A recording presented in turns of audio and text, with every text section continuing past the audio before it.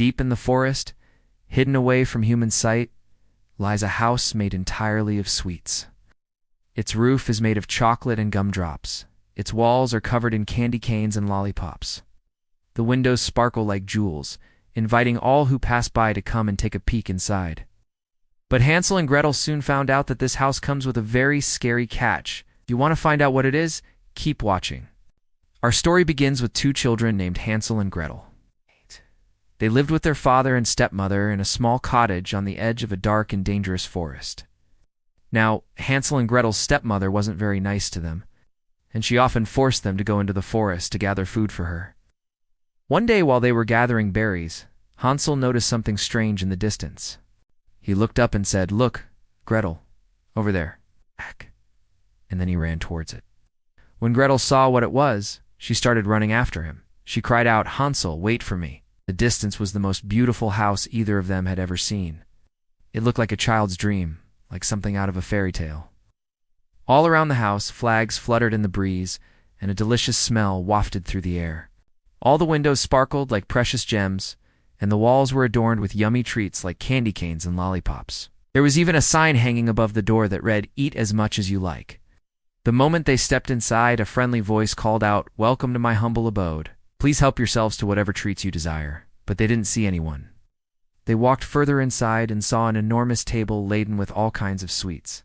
There were gingerbread men and candy houses, cakes and cookies, chocolates and candies. Hansel and Gretel were shocked by the sheer amount of sweets in front of them. They had never seen so many sweets in their entire lives. Hansel couldn't resist and took a bite out of a nearby lollipop. It tasted so sweet and delicious that he spun around in delight. Then he grabbed a cookie and ate it in one gulp. Soon, both children were happily munching on the sweets, completely unaware of how dangerous their situation really was. After eating for a while, Hansel and Gretel started exploring the rest of the house.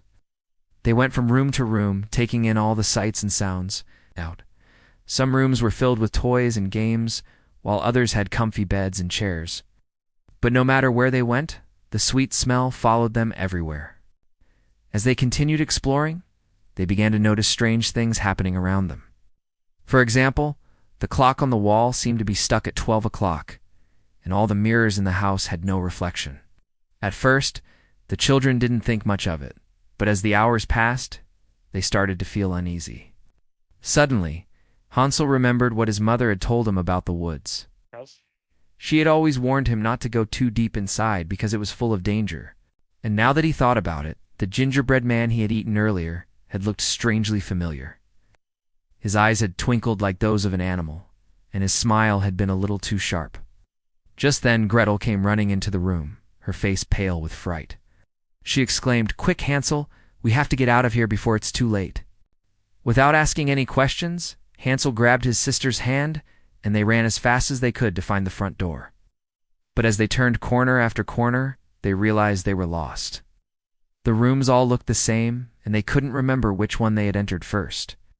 And then they heard it, a sound that sent shivers down their spines, a woman's laughter. It echoed through the halls, and it sounded evil.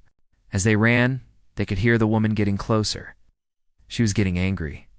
"Who's in my house? Who's eating my sweets?" Then they heard a crash and the sound of breaking glass. The children were terrified, and they ran faster than they had ever run before. They didn't know what the woman looked like, but they could tell she was huge just by the size of her footsteps.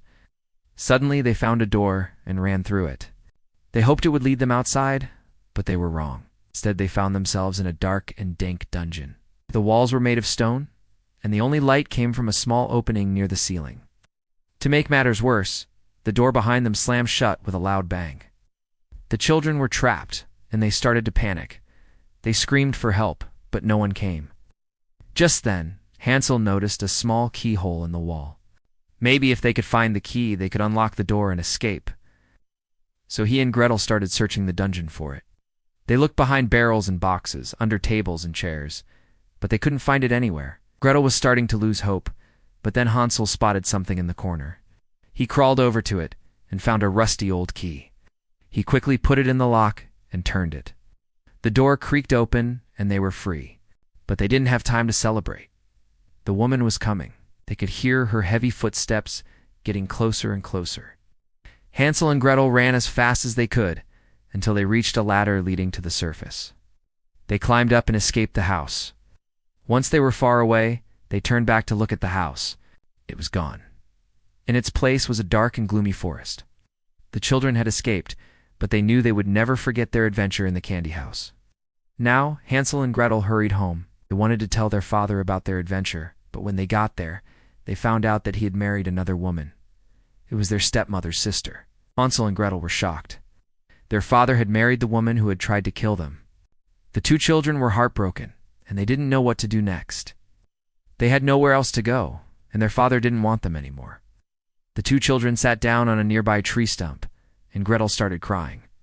Then Hansel did something that surprised them both. He hugged his sister and said, "Don't worry, Gretel, we'll be okay. We just need to stick together." And then he had an idea. He said, "I bet my father still has some money hidden away. We can use it to buy food and start a new life." And that's exactly what they did. The children found their father's hidden money and used it to buy food and supplies. They then set off into the forest to build a new home for themselves. In the end, Hansel and Gretel were able to escape the evil witch and start a new life together. They learned that no matter how difficult things might seem, they should always stay hopeful and believe in each other. So that's the end of our story. What do you think? Let us know in the comments below. Also, please don't forget to subscribe and leave a like.